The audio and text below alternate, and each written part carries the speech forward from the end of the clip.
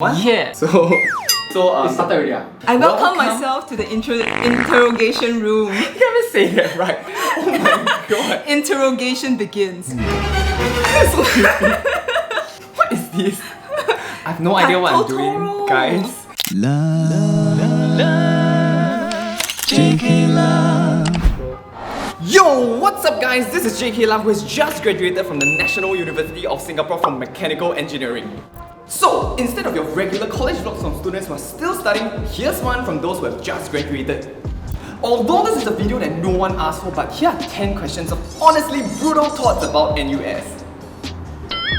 Okay, just cut. This is a warm-up question. Describe JK La in one line. Oh my gosh, wait,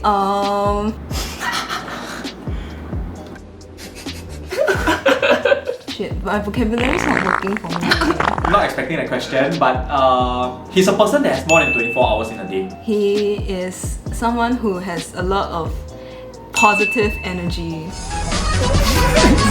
Authentic, interesting, honest, hardworking, and he's a pretty cool guy. Wow. A very motivated and happy individual. Can I have more lines? He has more than 24 hours in a day. You hear him before you see him. He is... Okay, and the third one is on a more serious note. He is very inspirational. Thanks, bro. Funny, smart, extremely good at making situations comfortable for people. Oh, Yeah. hopefully the next few questions are comfortable as well, okay? Okay, question number 2. What is one thing you miss about NUS? Oh man, I'll miss the carefree life. Like, honestly. Okay, so you think after graduation no carefree already lah? As in, as a student, you have less commitments or long-term commitments. Yeah. And honestly, it's really a phase where you get to explore. I mean, the whole point of university life, right? Yeah. Aside from getting your degree, is Yes. really just to explore your Yeah. interests. Cause, come on man, you're not really like an adult yet. It's a transition stage. The food, pretty good. Oh, Yeah, any recommendations or? the mixed rice is pretty good. I miss the lecture and classroom environment when we can pretend to pay attention.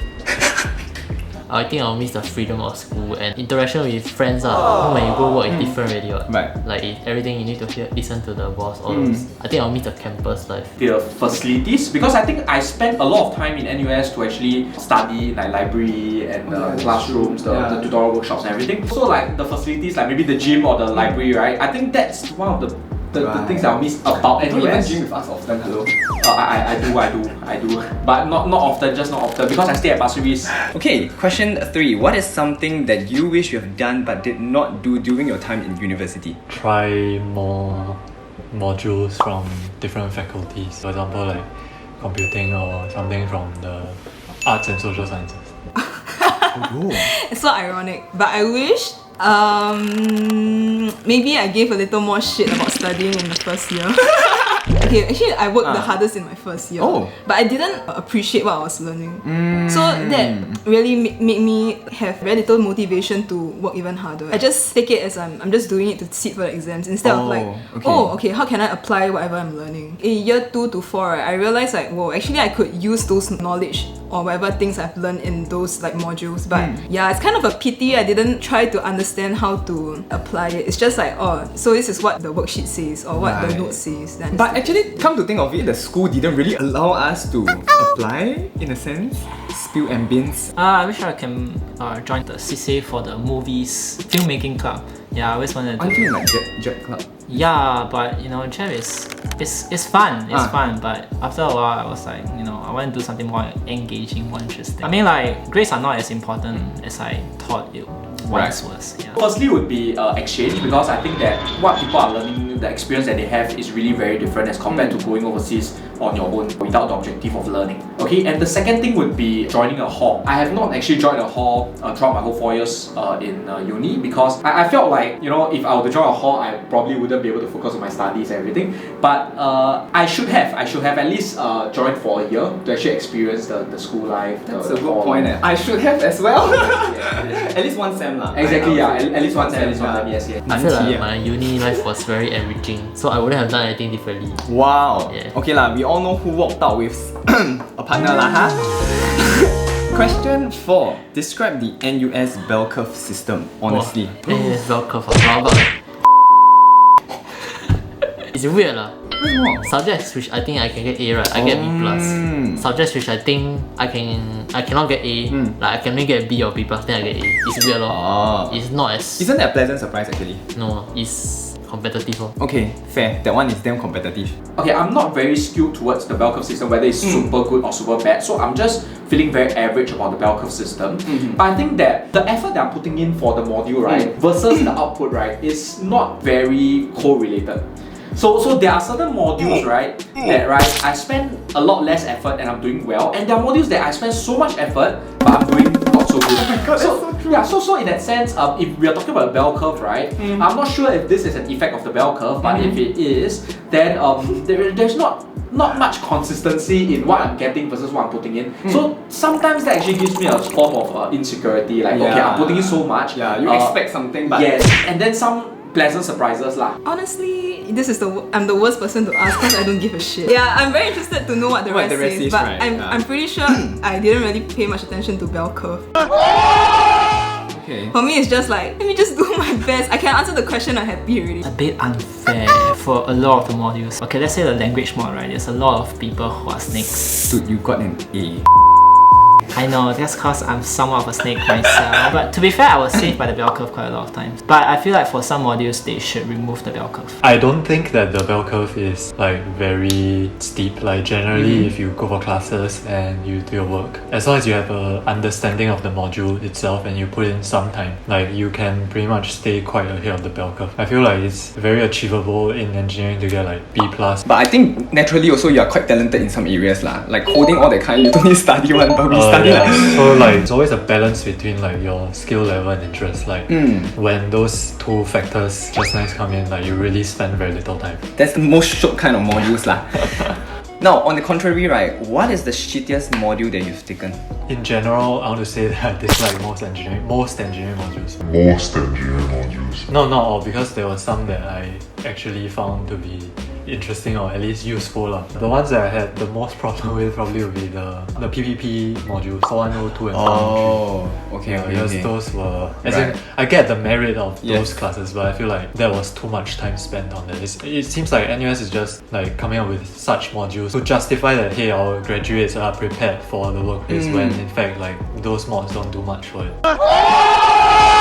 A disclaimer first, the mod was fun, but it's very shitty because it was my worst grade mod. In year 2, we were actually asked to take CS 1010 for the programming. I felt programming was very fun, but I just couldn't do it. It was just one of the examples of the previous question whereby, you know, putting in so much effort but there's no output. So I put in a lot of effort, but the final result I still got a C. But again, it is a useful skill lah. Exactly. So if you're watching this video and you're taking CS, right, please take CS seriously because that's what I've regretted as well. Well, I wouldn't say it's the shittiest, but maybe the worst is like probably those that I can't remember, so I can't really say. So for me, how a shitty mod works, right, is like I don't even have any recollection simply because I don't learn anything. So all the mods are shitty now you cannot even think of it. Wait, what? I mean like wait, I think it's 2115 or something. all the dynamics thing. 2114? 2115? Is it the one we went to see the prof? Yes, correct. The one, the trusses, the breach and trusses thing, is it? I honestly don't remember. Then my friend asked me, you remember 2115? I was like, huh? We got to take that, man? Yeah, honestly it happened. I couldn't remember the mod that we took, so. The manufacturing one 3162. Yeah, 3162 I don't know, I just don't like manufacturing. It's like, Because something happened. I got a C plus for it, so, and I can't estimate. Yeah, it put down my grade so Shittiest. much. There you have it. There are a lot of shitty mods. I feel like my uni life was very enriching. One mod that I really dislike, ME2121 thermodynamics. Yes.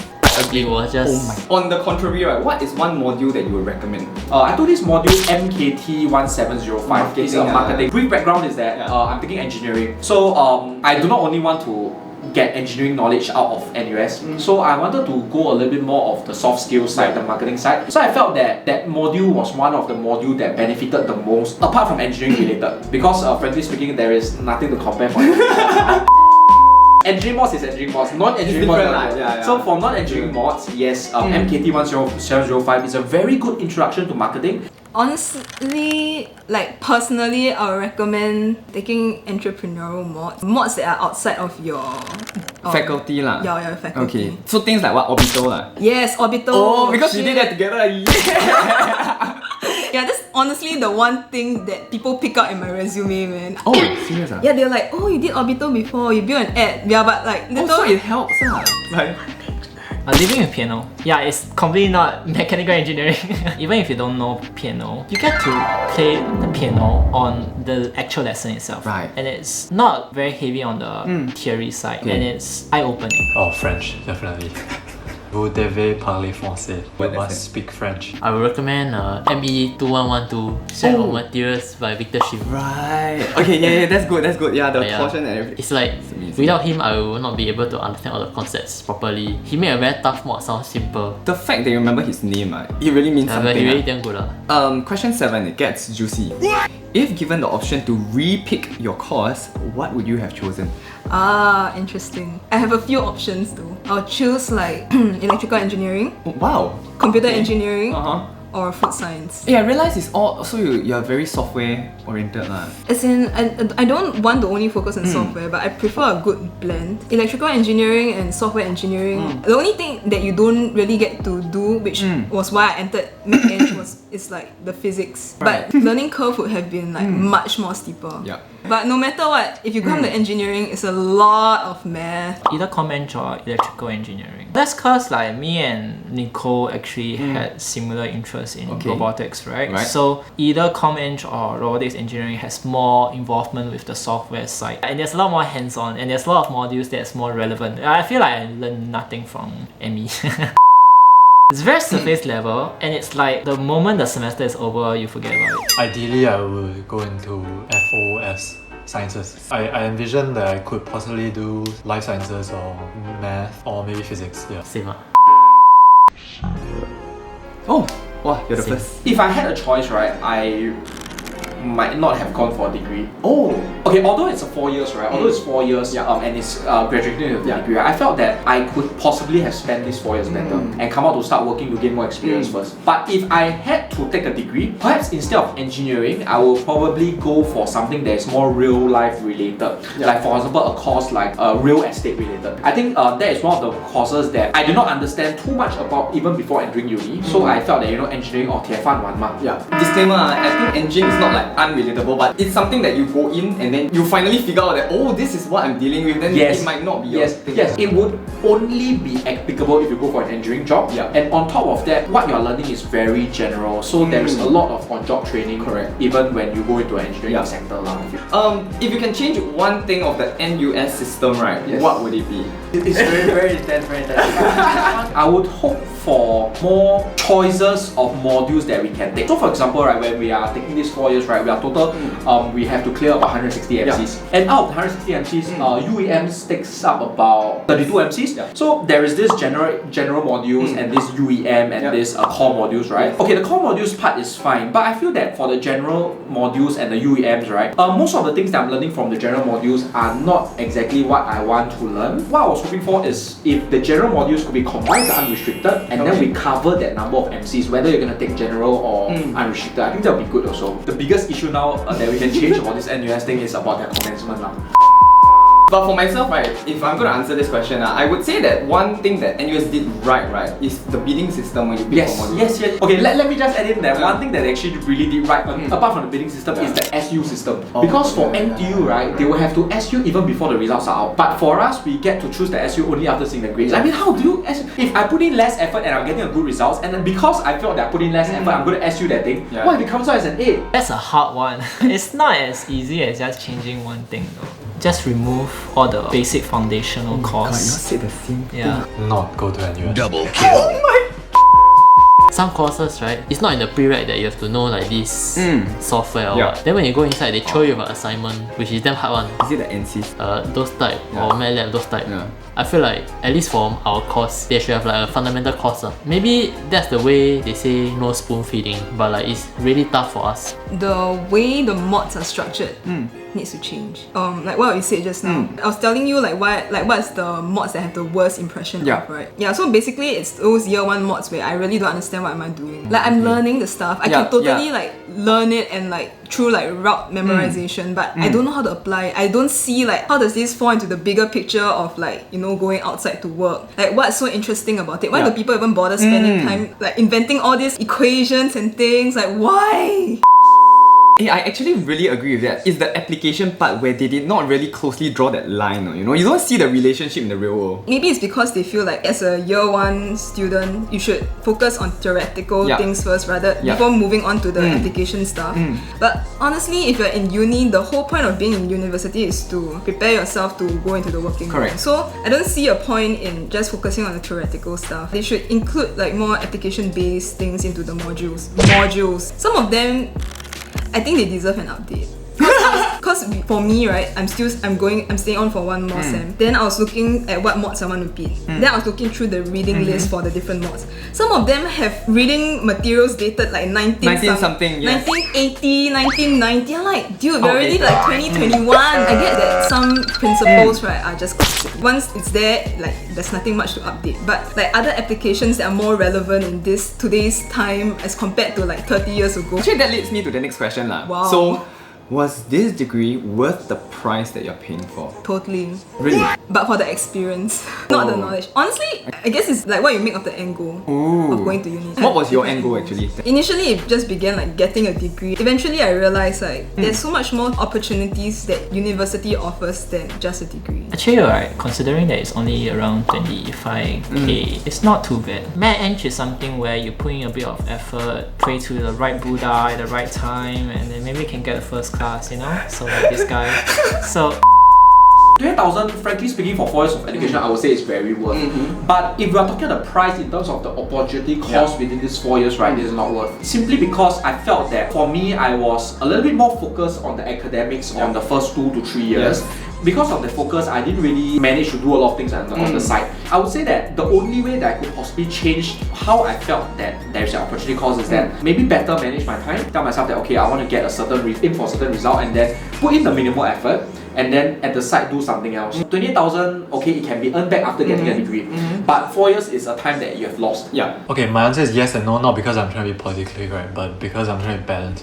The no is because NUS education isn't really very high quality. If you compare some of the JC syllabus and the NUS syllabus is extremely rushed. The pacing is bad. The information retention expected of the students are not very high. So everything is spoon-fed. There's really not a lot of focus on whether you internalize the concept. It's more like how much you can memorize within a short time. In terms of the intrinsic value of the quality of education itself, definitely not. But then in comparison with other countries with even more overpriced education, not looking at some big global superpower here, but but as in for some countries that have even more overpriced education, like definitely NUS is still not the worst. Why I say it's worth it is because it's still relatively heavily subsidized. NUS having done enough to put themselves on the global podium, like the degree itself is valuable in the sense that people don't know actually that we suck. They look at our degree and they believe that it's something of value. One small thing, like in case people don't know, like how come education can suck so bad but like they can still rank so high, is because of the research. Yes and no. I felt like year 1 and year 2 okay. Once COVID hit, it's not worth already. That's why I always think like, wow, the people who entering now, right, and enter during the 2020 that time, you miss out on all the campus, the friends. All your friends meet is on computer screen. I think it's very difficult to make friends on computer screens, and like all of them, right, because from the start we were together already. Physical one. So 真的很，我会觉得 very difficult 啦。Last question, leave some final words, right, for freshies considering NUS. Keep your options open. Okay lah, but I came to NUS, it was because of the prestige. I don't deny that. Don't deny that, same. I could choose between NTU, SMU, NUS. But the other reasons why I chose NUS is because like my other friends were already in NUS. Because I retook my A-levels. Also, my parents were like graduates of NUS. Firstly, is enjoy what you're doing. So within that 4 years, if you want to go for hall experience, go for it. Try 1 sem, 2 sem. So at least when you graduate, you don't feel like there was a part that you didn't experience. That's the first thing. The second thing is, I think it's very important to know what you want in life, even when you just enter uni. Because if, for example, you want to pursue the academic life, maybe after that you want to climb the corporate ladder, then of course you have to focus more on your educations. Okay, but if you're focused more on doing things on the sideline, like for example starting a business or being self-employed, you are in a curriculum that is very flexible. You can cram your modules earlier, and then the next couple of days, then go out to meet customers or do whatever they need to do. The last thing will be, right, make more friends in uni. You will start to realize that after you come out of uni, these friends, right, becomes your network, whereby whether you're looking for jobs, whether you are looking for advice, or whether you just want to make sure that you're on the right track in life, these are the people that are going to be there for you. Of course, I'm not saying like being a social butterfly, knowing everybody and everyone, but have that group of close friends, but of course be more open-minded and receptive to knowing new people. Definitely this will help you when you graduate, or even during your school days. Like frankly speaking, Jing has helped me a lot during my school days. In terms of the work and everything, the studying and everything. I think I got to add on to that. I think the thing about making all these friends, they serve as a check, It's like, oh my god, okay, they are here now. Am I at least here? Because I think the saying goes, you're the average of the 5 closest friends, right? Yes. So you use that as a benchmark to see, hey, are you slacking off, or are you actually keeping up with life, Exactly. or are you doing much better? It's that kind of healthy competition lah. Well, I would say like maybe get involved in more extracurricular activities. So get to networking. That's how you get a girlfriend. Yeah. Did you get a girlfriend? No. Cause I'm in mad age. No, I'm just kidding. Honestly, right, university is the last chance for you to really actively go out and make friends. Go overseas, bar. NUS is a good school. Everything got pros and cons lah. Full 4 years physical, I think it'll be very worth it lah. Right. It's just like the Zoom is really terrible. Really bad, but what can we do? SAP was very fun. If you have the chance, can go for it. Jing Kai went for NOC. Yeah, I felt like it was my best semester. I feel like usually the bulk of your campus life will be year 1 and year 2. Year 3, year 4 is prepare to graduate already. Okay. That's right. Cheers to the mid-year and the better looking, soon to be better life. Alright, thank you guys for watching till this part of the video. If you think you've enjoyed it, leave a thumbs up. And honestly, I think the past 4 years have been nothing short of amazing. And finally,